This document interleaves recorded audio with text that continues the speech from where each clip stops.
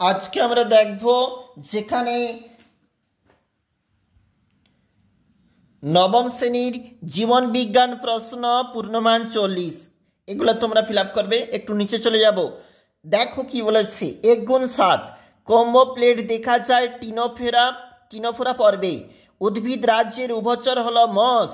Vitamin B3 রাসায়নিক নাম niacin. স্বল্পমাত্রিক মৌলিক উপাদান দেখো এমো। কোষের কোন অঙ্গাণুকে প্রোটিন ফ্যাক্টরি বলে? রাইবোজোম। কোনটি ফ্লোয়েমের উপাদান নয়?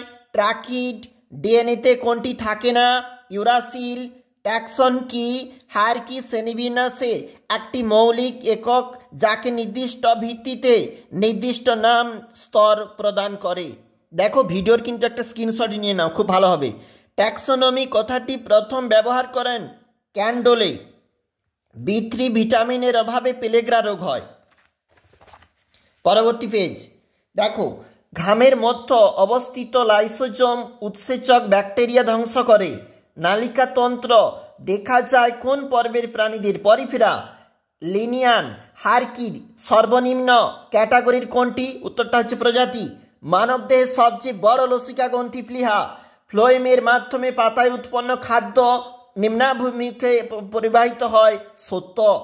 ICBN এর পুরো নাম আমরা একটু লিখেছি, তোমরা একটু দেখে নাও।